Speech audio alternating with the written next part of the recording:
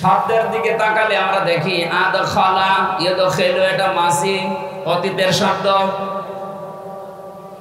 Past ব্যবহার করলেন নবীজি, অথচ আমরা এখনো অনেকে মারা যায়নি। মারা গেলে এরপরে তো জান্নাতের কথা আসবে। আগেই নবীজি বললেন কি করিতে তুমি জান্নাতে চলে গেছো। তার মানে ব্যক্তি, পরিবার, সমাজ এবং রাষ্ট্রে যদি কোরআনে ছাড় থাকে, কোরআন বিজয় থাকে, কোরআন কায়েম হয়ে যায়, প্রতিষ্ঠিত হয়ে যায়, নবীজির এই কথা দ্বারা তিনি ইঙ্গিত দিয়েছেন তুমি মনে করবা আমি জান্নাতে আছি।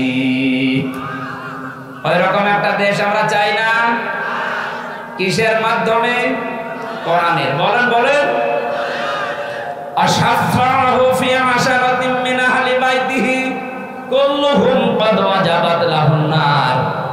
যদি এটা এই হাফেজদের জন্য অনেকে ব্যবহার করেন না, কোরআনের আলেম সালাম কোরআনে কারীম কায়েম করার জন্য যারা চেষ্টা করবে, কোরআনের হাফেজ যারা এর হালাল হারাম জেনে দুনিয়ায় চলতে পারবে, কোরআনের এই মানুষগুলোকে কিয়ামতে আল্লাহ সম্মান দেওয়ার জন্য এমন জায়গায় পৌঁছাবেন, জান্নাত তো তাকে দেবেন এবং তার পরিবারের ভেতর থেকে 10 জন মানুষকে সুপারিশ করে জান্নাতে নেওয়ার ক্ষমতা দান করবেন।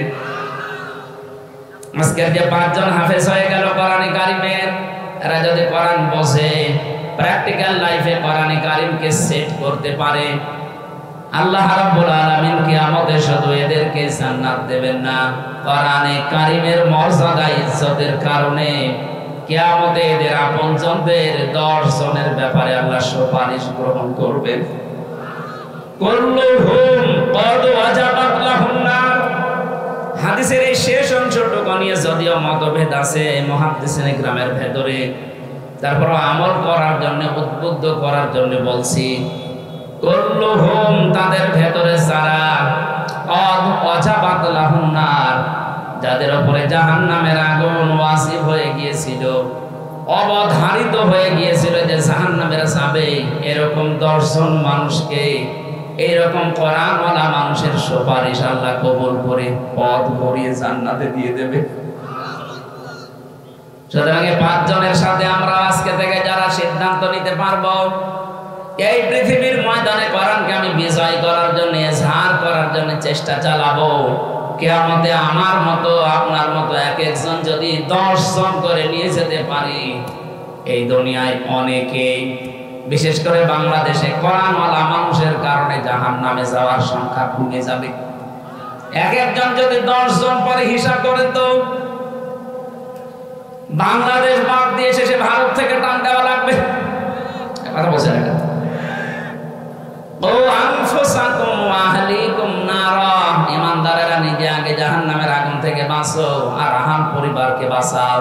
সুতরাং আমরা চেষ্টা চালাবো আল্লাহর নবীর হাদিস অনুযায়ী নিজে বাঁচতে, আমার আন্ডারে যারা আছে তাদেরকেও যেন জাহান্নামের আগুন থেকে বাঁচিয়ে নিয়ে যেতে পারি জান্নাতে। বলেন আমিন।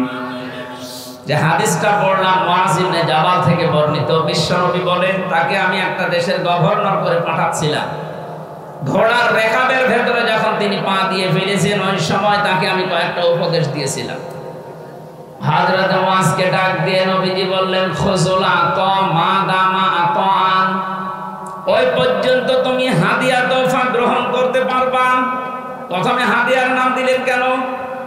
বিশ্বনবী ভালো করে জানতেন একটা দেশের দায়িত্ব দিয়ে পাঠাচ্ছি একটা এলাকার, অবশ্যই সেই দেশের দায়িত্বে থাকলে তার আন্ডারে যারা আছে তারা তাকে ভয় করে চলবে। তারা নিজেদের দুষ্কর্ম ঢাকার জন্য, নিজেদের অন্যায় অবৈধ কাজগুলো ঢেকে রাখার জন্য হাদিয়া নামে, ঘুষ নামে অনেক কিছু দেবে তাকে। এই জন্য নবীজি প্রথমে উপদেশ দিলেন, খুযুলা আতা মা দামা আতান, গ্রহণ করতে পারবা হাদিয়া দফা ওই পর্যন্ত যতক্ষণ ওটা হাদিয়া থাকবে। কিন্তু এটা যদি ঘুষের পর্যায়ে পড়ে যায়, এই হাদিয়া তখন আর গ্রহণ করা যাবে না। আমার তো মনে হচ্ছে 53 বছরে এই কথাটা যদি বাংলাদেশে যারা আসে 53 বছর আগ থেকে আজকের দিন পর্যন্ত দায়িত্বে আছে, নবীজির হাদিসের এই প্রথম শব্দটা মেনে চলতো। শাহাবুদ্দিন সাহেব বলছিলেন না যে এক একজনের 650 750 করে বাড়ি কিয়ামতের আগে হতো না? কথা বলে না কেন? কারণ এরা তো এগুলো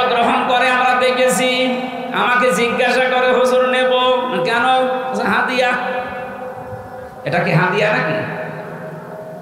আমি কুষ্টিয়ার যে ওসি সাহেবকে পড়াতাম সে 9 সালে 10 সালের দিকে, দেখলাম ওনার কাছে একবার 2 বাক্স মতো টাকা নিয়ে এসেছে, সব 500 টাকার নোট। ওনারে বলছে, স্যার আমার এই হাদিয়াটা গ্রহণ করেন আর আমার ওই মালগুলো ছেড়ে দিন। আমি তখন ওনাকে পড়াচ্ছিলাম লা তাকুলু আমওয়ালাকুম বাইনাকুম বিল বাতিল, এই ঘোষের আয়াতটা। আমার দিকে তাকিয়ে বলছে, হুজুর নেব। নেবেন মানে? আপনারা পড়ালাম কোন আয়াত? আর ওই দিন আবার পড়েছে আপনার কি ইশারা ঘোষের আয়াত। আমার বলছে, হুজুর এটা ঘোষ না, এটা হাদিয়া। হাদিয়া আপনারা সরকার দেয় না? প্রতি মাসে মাসে আপনার তো নির্ধারিত বেতন আছে, এটা হাদিয়া হয় কি করে? এটা ঘোষ। তখন দেখলাম আমার সামনে লোকটাকে গরম দিল, বেটা আমি কোরআন শরীফ পড়ছি আর তুমি ঘোষ দিতে এসেছো। গালিগালাজ করে তাড়িয়ে দিল। পরে নিয়েছে কিনা জানি না। এরকম হাদিয়া যদিও মাসে 5টা পায়, বলে 1 কোটি টাকার হিরোইন ধরা পড়েছে, মাত্র 10 লাখ টাকা ওনারে দিয়ে ওইটা খালাস করে নিয়ে যাবে, এটা হাদিয়া হয়? কথা বলে না কেন? এইরকম হাদিয়া নিয়েই তো সালমান এফ রহমান দরবেশ উপাধি পেয়েছে। তাছাড়া যদি ভ্যান চালকদের মতো পরিশ্রম করে উপায় করা লাগতো 36,000 কোটি টাকা 7টা ব্যাংক থেকে আত্মসাৎ করা, কিয়ামতের আগেও সম্ভব হতো। আপনি চিন্তা করেন তো, একটা মানুষ 36,000 কোটি টাকার মালিক। আমরা কি ঘাস কাটছি এই দেশে? এস আলমের নাম শোনেননি? বাংলাদেশের ইসলামী ব্যাংক থেকে 75,000 কোটি টাকা আত্মসাৎ করেছে। এ দেশটা ফোকলা বানিয়ে দিয়েছে। এরপর ওরা বাইরে বসে বসে এখনো গণগান গায়। আমি আশ্চর্য হয়েছে, কয়েকদিন আগে, আজ 3-4 দিন হচ্ছে, যিনি পালিয়ে গেছে উনি বাইরের বিভিন্ন মডেলকে, বিশেষ করে ওনার যে বন্ধু ট্রাম্প, তার একটু নাকি পজিশন একটু ভালো। এখন এ ভালো থাকবে না, কারণ ওর প্রতিদ্বন্দ্বী যে আছে সেটাও এরকম শক্তিশালী। বিভিন্ন দেশে এখন ছড়িয়ে দিচ্ছে যে আমি নির্বাচিত সরকার, আমাকে জনগণ উৎখাত করেছে, এটা আমি মানি না। এত বড় মিথ্যা কথা আপনি বলতে পারবেন? আপনি নির্বাচিত একটা কুকুরকে যদি জিজ্ঞাসা করেন, কুকুরও বলবে না। কথা বলছেন না কেন?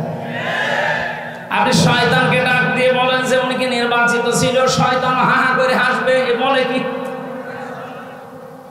কারণ 154 জন নির্বাচনের আগেই ঘোষণা দিয়ে দিয়েছেন। কথা বলে না কেন? আর এই যে গত ট্রামে আপনি দিনের ভোট রাতে করে ফেলেছেন, আপনি কি করে বলেন যে আমি নির্বাচিত?